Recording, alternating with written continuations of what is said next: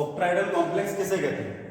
सबसे पहली बात तो ये, किसे कहते हैं ऑक्टाहेड्रल कॉम्प्लेक्स? अष्टफलकी यौगिक किसे कहेंगे? जिसमें नंबर्स ऑफ लिगेंड कितने हो? 6 हो। ठीक है, कल बात हुई थी हमारी, हमने लिखा था ML6 लिखा था, यहां लिखा था N प्लस, ऐसा कुछ लिखा था हमने। तो जिसके अंदर नंबर्स ऑफ लिगेंड कितने हो? 6 हो। और सेंट्रल मेटल आयन यानी केंद्रीय धातु परमाणु कितना होना चाहिए? 1 होना चाहिए। तो ऐसे जो कॉम्प्लेक्स होते हैं उन्हें हम क्या बोलते हैं? ऑक्टाहेड्रल कॉम्प्लेक्स यानी अष्टफलकी यौगिक। अब ये जो अभी हमने बात करी थी थोड़ी देर पहले लिगेंड की, तो लिगेंड दो तरीके के होते हैं, एक तो स्ट्रॉन्ग लिगेंड होगा और दूसरा वीक लिगेंड होगा। दुर्बल और प्रबल दो तरीके के लिगेंड होते हैं। यदि दो तरीके के लिगेंड होंगे तो ये इलेक्ट्रॉनों का डिस्ट्रीब्यूशन या इलेक्ट्रॉनों का वितरण किस तरीके से करेंगे उसको हम समझते हैं। तो जब इलेक्ट्रॉनों का डिस्ट्रीब्यूशन इलेक्ट्रॉनों का वितरण हम समझने जा रहे हैं तो हम इसकी तरफ लिखते हैं, सब एक टेबल बनाते हो, एक वीक की बनाएंगे और दूसरी बनाएंगे हम स्ट्रॉन्ग की। दोनों को 1 बाय 1 करके समझ लेते हैं। ठीक है, तो पहले बना लेते हैं स्ट्रॉन्ग की। तो मैं यहां पर लिख रहा हूं strong field ligand.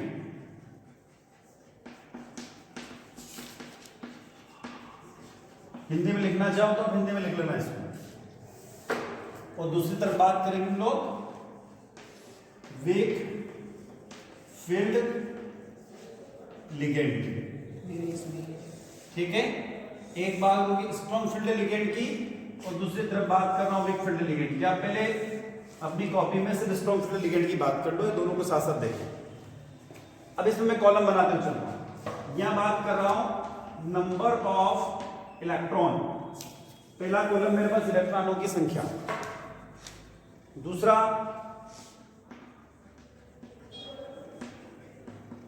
Arrangement of electrons. Hindi में लिखा हूं क्या? चल जाएगा? इलेक्ट्रॉनों का वितरण हिंदी में बोले तो।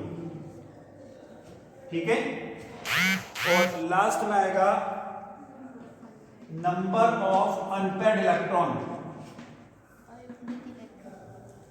नंबर ऑफ अनपेयर्ड इलेक्ट्रॉन, अयुग्मित इलेक्ट्रॉनों की संख्या। जब यहां पर हम अरेंजमेंट पढ़ रहे तो अरेंजमेंट दो तरीके का होगा। हमने जब डी की बात करी थी तो डी दो तरीके का होता है, एक तो होता है T2G और एक होता है Tg। कल ही पढ़ा था हम लोगों ने। जैसे मैं यहां पर बात करता हूं, ये मैंने डी बनाया, ठीक है। अब ये डी की स्प्लिटिंग होगी, डी कल तोड़ा था हम लोगों ने इससे पहले वाले लेक्चर में।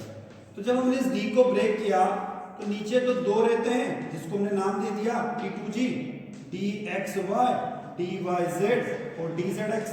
अगला होता है DX² माइनस वाई स्क्वायर और DZ², इसको नाम दे दिया था Eg। क्लियर है? डी में मैक्सिमम कितने इलेक्ट्रॉन हो सकते हैं? तो 10। ठीक है, तो कितना देखो 1 2 3 4 5 6 7 8 9 और 10। इस तरीके से 10 इलेक्ट्रॉन हो सकते हैं। तो अपन ये नंबर्स ऑफ इलेक्ट्रॉन की बात करें तो यहां पर लिख देते हैं नंबर ऑफ इलेक्ट्रॉन 1 2 3 4 5 6 7 8 9 और 10। इस तरीके से हम डी के 10 इलेक्ट्रॉनों की बात कर लेते हैं। क्लियर? अब आगे चलते हैं। T2G में देखो पहला इलेक्ट्रॉन जब हम इंटर करेंगे, हमने क्या कहा? हमारे पास में डी में कितने इलेक्ट्रॉन है उसकी तरफ चल रहे हैं। डी में कितना इलेक्ट्रॉन? तो एक इलेक्ट्रॉन यहां पर। पहला इलेक्ट्रॉन कहां जाएगा? डेफिनेटली T2G में जाएगा। तो हमने T2G में कितना इलेक्ट्रॉन लिख दिया? एक इलेक्ट्रॉन। ठीक है, दूसरा इलेक्ट्रॉन भी कहां जाएगा? T2G में जाएगा। तो दूसरा भी इलेक्ट्रॉन एक और एक दो T2G में जाएगा। तीसरा इलेक्ट्रॉन भी कहां जाएगा? T2G में जाएगा। तो 1 2 और 3 इलेक्ट्रॉन हमने T2G में लिख दिए। आगे चले, बात हो रही है प्रबल क्षेत्र लिगेंड की, स्ट्रॉन्ग फील्ड लिगेंड की। चौथा इलेक्ट्रॉन कहां जाएगा? तो चौथा इलेक्ट्रॉन यहां पर पेयरिंग ना करते हुए क्या करेगा? पेयरिंग करना चाहिए, पेयरिंग ना करते हुए ऊपर चला जाएगा। तो अगला इलेक्ट्रॉन कहां चला गया? ऊपर चला गया। तो अगला इलेक्ट्रॉन जो 4 की बात करेंगे तो 1 2 3 चौथा Eg में चला गया। पांचवा भी कहां जाएगा? Eg में चला गया। तो इस तरीके से 1 2 3 4 और 5वां भी Eg में चला गया। ठीक, अब पांचों जो हमारे पास में सब शेल है डी के, उनमें एक इलेक्ट्रॉन हो गया। अब हम बात करें कौन से इलेक्ट्रॉन की? 6th इलेक्ट्रॉन की, छठे इलेक्ट्रॉन की बात करें तो छठा इलेक्ट्रॉन जैसे इंटर करेंगे तो आपका वापस नीचे की तरफ पेयरिंग करेगा। तो हम यहाँ पर 6 इलेक्ट्रॉन के पास है, तो देखो 1 2 3 4 5 और 6। इसमें सेकंड में डबल होता है। हाँ, सेकंड में क्या होगा, 7th में पेयरिंग कर लेगा, ठीक है ना। फिर 8th में क्या होगा, इस तरीके से वापस पेयरिंग हो जाएगी। तो 2 2 4 2 6 7 और 8। 9 में क्या होगा, EG के अंदर पेयरिंग होगी, ठीक है। और 10 में सभी इलेक्ट्रॉन क्या हो जाएंगे, पेयर्ड हो जाएंगे। क्लियर यहां तक? हाँ, एक और इलेक्ट्रॉन ना सर EG में 9 वाला 9 में इलेक्ट्रॉन, ठीक है। इस तरीके से हमने इलेक्ट्रॉनों का डिस्ट्रीब्यूशन कर दिया, बड़ा सरल सा, याद हो जाएगा ना यहां तक। तो अब करना क्या है, आपको देखना अनपेड इलेक्ट्रॉन। तो आगे बात करता हूं किसके इलेक्ट्रॉनों की, अनपेड इलेक्ट्रॉनों की बात करता हूं। तो देखो, जब हम अनपेड इलेक्ट्रॉन की बात कर रहे हैं तो यहां पर मैंने इस तरीके से लिखा, यहां पर पहला इलेक्ट्रॉन है, तो एक इलेक्ट्रॉन तो मतलब अनपेड एक ही है, तो अनपेड कितना हो गया, 1। 2 इलेक्ट्रॉन तो 2 हो गए अनपेड, 3 है तो तीनों क्या है अनपेड, सिंगल है ना। 4 है तो 4 अनपेड हो गए, फिर 5 अनपेड हो गए, फिर अब देखो 1 2 3 और 4 ये 4 अनपेड हो गए। फिर यहां पे आएंगे तो 1 2 और 3 अनपेड हो गए, ठीक है। फिर 1 और 2 अनपेड हो गए, फिर 1 अनपेड हो गया, फिर 0 अनपेड, ठीक है। तो इस तरीके से हम नंबर्स ऑफ अनपेड इलेक्ट्रॉन को निकाल सकते हैं। ये सिंपल सा सवाल में तो बेसिक आंसर आने चाहिए, एक पढ़ना पड़ता है, भी पढ़ेंगे तो लिख के आ सकते हैं। तो सर बच्चों को पढ़ाए तो बच्चों की आवाज नहीं आएगी। जी फोकट बातें। चलो क्या फोकट बात करी मैंने? आगे बात करते हैं। नेक्स्ट वीक फील्ड लिगेंड की बात कर रहा हूं। ऐसे कैसे टेबल पढ़ेगी पर थोड़ा सा डिफरेंस आ जाएगा, उसकी तरफ चलो। पहला आएगा नंबर ऑफ इलेक्ट्रॉन, ठीक है। दूसरा अरेंजमेंट ऑफ इलेक्ट्रॉन, हिंदी में लिखना चाहो तो इलेक्ट्रॉनों का वितरण, ठीक है। इलेक्ट्रॉनों का वितरण कैसे डिस्ट्रीब्यूट किया था अभी हमने, वापस T2G और EG में। लास्ट आ जाएगा अनपेड इलेक्ट्रॉन। बात हो रही है विकफील्ड लिगेंड की, दुर्बल क्षेत्र लिगेंड की बात हो रही है। अब दुर्बल क्षेत्र लिगेंड में क्या होगा, तो हमने कहा था कि यहां पर पहले इलेक्ट्रॉन T2G में एक एक इलेक्ट्रॉन गया था, फिर EG में एक एक गया था, फिर T2G में पेयरिंग हुई, फिर EG में पेयरिंग हुई। पर यहां पर वीक में क्या होगा, इसका अपोजिट हो जाएगा। EG में पहले जाएगा, पहले T2G में जाएंगे इलेक्ट्रॉन, क्योंकि लोअर एनर्जी स्टेट के T2G में, T2G में इलेक्ट्रॉन तो जाएंगे और वो पेयरिंग करने लगेंगे, सिंगल सिंगल नहीं, ठीक है ना। देखो कैसे, अब नंबर ऑफ इलेक्ट्रॉन वही लिख देता हूं पहले, 1 2 3 4 5 6 7 8 9 और 10। टोटल नंबर ऑफ इलेक्ट्रॉन हम जानते हैं, डी में कितना आ जाते हैं, 10 इलेक्ट्रॉन हो जाते हैं, ठीक है। अब देखो T2G की बात कर रहा हूं, 1 इलेक्ट्रॉन तो डेफिनेटली कितना होगा 1, 2 होने पर ये 2, 3 होने पर 3। अब जैसे 4th इलेक्ट्रॉन होगा तो EG में नहीं जाएगा, जैसे यहाँ पे 4th में क्या था, EG में चला गया था, यहाँ पे 4th EG में नहीं जाएगा, वो क्या करेगा T2G में पेयरिंग करेगा। तो यहाँ पर इस तरीके की कंडीशन बन जाएगी। फिर आगे चले 5th में, तो 5th में वापस पेयरिंग हो जाएगी, 6th में फिर पेयरिंग हो जाएगी, ठीक है। तो टोटल नंबर्स ऑफ हमारे पास सबशेल कितने, 3, 6 इलेक्ट्रॉन हो गए। अब जो 7th इलेक्ट्रॉन है वो कहां जाएगा, EG में चला जाएगा। तो 1 2 3 4 5 6 7 इलेक्ट्रॉन EG में चला जाएगा। आगे चले 8th कहां जाएगा, वापस EG में चला जाएगा। 9th में क्या होगी, पेयरिंग हो जाएगी, ठीक है।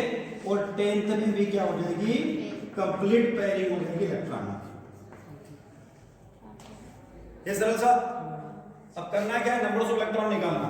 यहाँ पे कितना लिखा, 1, यहाँ पर 2, यहाँ पर 3 है ना, यहाँ पर 2 रह गए, ध्यान रखना है ना। अनपेड कितने रह गए, यहाँ पर 1, यहाँ पर 0, यहाँ पर वापस 1 2 1 0, ठीक है ना। तो इस तरीके से हमने अनपेड इलेक्ट्रॉनों का निकाल लिया, इलेक्ट्रॉन अनपेड कैसे निकलते हैं। अब इन दोनों में कॉमन बात क्या है, जो इलेक्ट्रॉनों का डिस्ट्रीब्यूशन हुआ ना दुर्बल क्षेत्र लिगेंड और प्रबल क्षेत्र लिगेंड में, स्ट्रॉन्ग फील्ड लिगेंड और वीक फील्ड लिगेंड में जो इलेक्ट्रॉनों का डिस्ट्रीब्यूशन हुआ, तो इलेक्ट्रॉनों का डिस्ट्रीब्यूशन जो हुआ है वो किस बेसिस पर हुआ है तभी हमने देख लिया उसको। तो पर अब इन दोनों में क्या सिमिलरिटी है, समानताएं क्या है, उसकी तरफ चलते हैं अभी हम कि दोनों में क्या क्या समानताएं हो सकती हैं। ठीक है, अब आप खुद देखो इन दोनों में समानताएं क्या क्या है।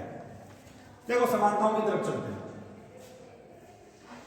अनपेड इलेक्ट्रॉन से सिमिलरिटी पकड़ेंगे, ठीक है।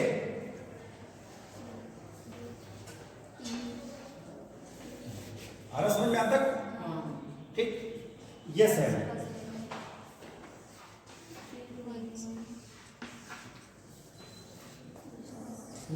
इसके अलावा कोई सेम है क्या? नहीं है।